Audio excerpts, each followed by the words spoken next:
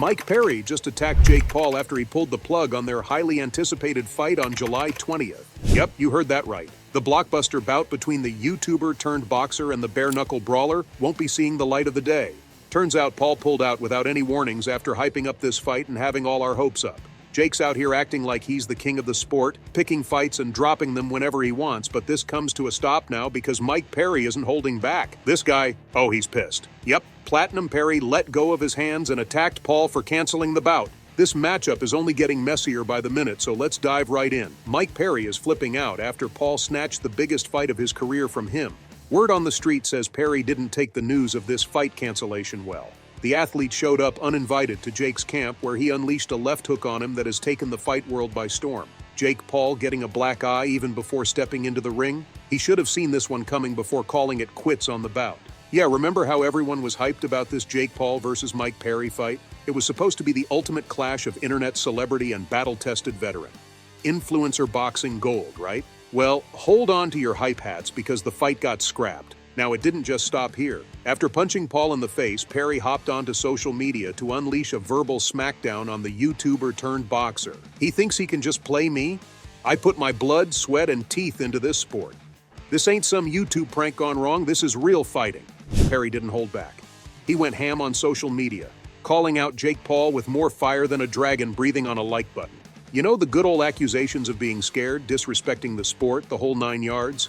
It was like a roast battle comment section came to life, but it was way more intense. This kind of reaction is expected from Perry because he was more hyped about this bout than any of us. You know, I have been calling for it. I've been calling for the Jake fight. I thought it made sense, and more and more people online in the comments, they started to lean that way as well. They didn't want to see him fight a 58-year-old who had an ulcer and couldn't, had to get wheelchaired off a flight. Get this, Perry's been after Jake ever since the problem child stepped into the boxing game. Love him or hate him, Paul has been making all the waves in the boxing world with his hyped-up celebrity fights, and Perry has been wanting to be a part of the hype train for a long. Imagine this. You finally get that one thing you wanted for so long before it's snatched right before your eyes, because that's exactly the game Paul played with Mike. But Perry?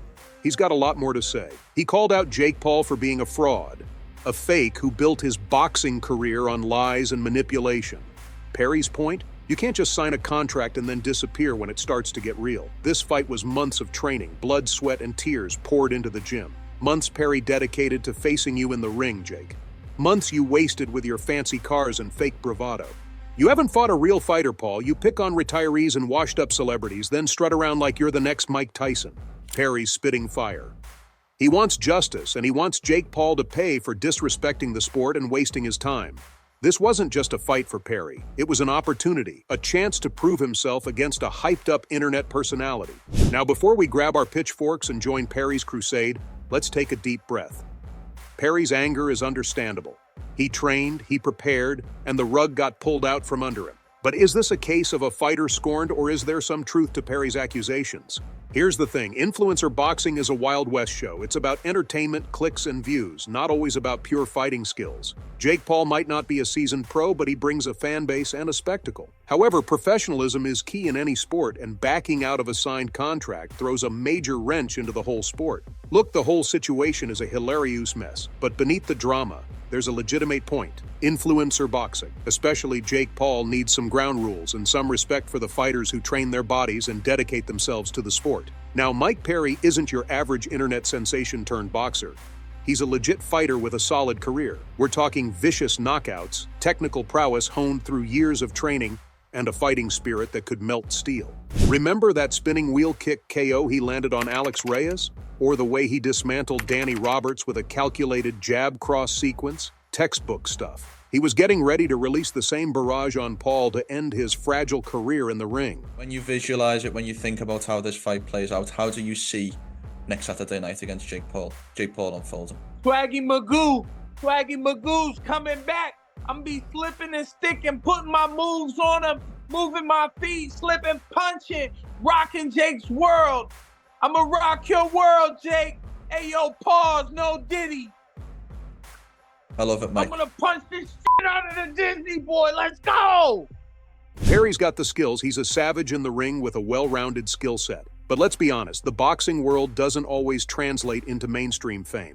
Don't get me wrong, Perry's got his loyal fan base, but let's face it, the sport can be a slow climb to recognition. Now, you might not be the biggest Jake Paul fan, but there's no denying the spotlight he brings. This guy's got millions of followers, a larger-than-life online persona, and let's not forget, he throws down some serious cash for fights.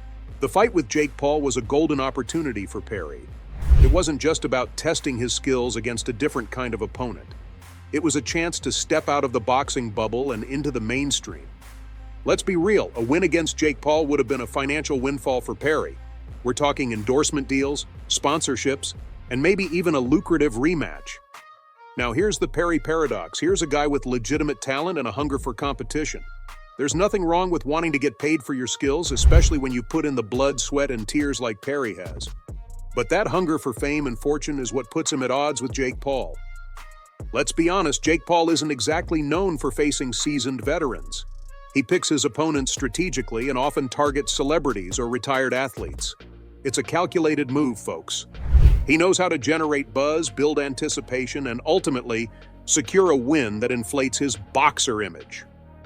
The problem, as Perry sees it, is that Paul is stealing the spotlight. He's taking away opportunities from fighters like him, who grind day in and day out to earn their stripes. Perry's all like, "You think knocking out an old man makes you a champion? You're a joke, a walking highlight reel with zero respect for the sport." Paul's orchestrated charades aren't going to last long in the sport. Fans are getting wise to the game. The excitement for a Jake Paul fight is starting to taste a little stale, like reheated leftover hype. Hopefully Mike Perry can last and give me some good 8 rounds, but we'll see what happens. I don't think he has what it takes to last that long, but that's why I took this fight. I need the experience. I need tough guys, and I love putting on shows for the fans. His sparring sessions are known to be grueling. He often spars with multiple partners in a single session, simulating the fatigue and pressure of an actual fight. This approach not only hones his skills, but also conditions his mind and body to perform under stress. Perry's dedication to training is evident in his physical condition and his ability to endure and overcome tough situations in the ring. His rigorous training regime ensures that he is always prepared, both physically and mentally, for any challenge that comes his way. And Jake, being Jake, never admits his mistakes. Instead, he always finds a way to point the finger at someone else. After his unexpected knockout during the sparring session with Mike Perry, Jake Paul was quick to blame Perry for using MMA tactics that aren't allowed in boxing. Jake's response was immediate and fiery, claiming Perry had taken unfair advantage. "He wasn't playing by the rules," Jake said emphatically in a post-sparring interview.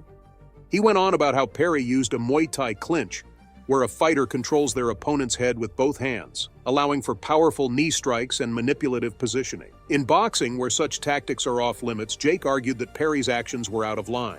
He also accused Perry of using dirty boxing techniques. According to Jake, Perry frequently used collar ties to pull Jake's head down and land uppercuts, a move that, while technically legal, is often frowned upon in traditional boxing due to its MMA roots and potential to cause serious damage. So like after we sparred, it was a privilege to get to spar with the famous dude. I was like making him feel good, like, "Oh, you did a good job, bro. You kicked my ass in the first couple rounds and shit." I mean, look at the video. He argued that his preparation was strictly within boxing rules and that Perry's unorthodox methods threw him off balance. Jake mentioned feeling overwhelmed by Perry's unexpected clinch work and grappling control, tactics that are rarely encountered in standard boxing sparring sessions. Jake's reaction wasn't just about defending himself, it was also a critique of the sparring environment. He suggested a need for a more regulated approach to ensure that fighters from different backgrounds adhere to the specific norms of the discipline being trained. Perry's use of MMA tactics, while within his skill set, highlighted the challenges boxers face when dealing with opponents versed in multiple fighting styles. Jake's grievances showed the fine line between leveraging diverse skills and respecting the traditional rules of boxing. This sparring incident also sparked a broader conversation within the combat sports community about the evolution of fighting techniques and the blending of different martial arts disciplines. Jake's experience with Perry serves as a vivid example of the complexities involved when fighters from distinct backgrounds collide, each bringing their unique strengths and strategies to the ring. Well, as we know Jake, he's all talk and no walk. You can't expect him to be honest or to accept responsibility.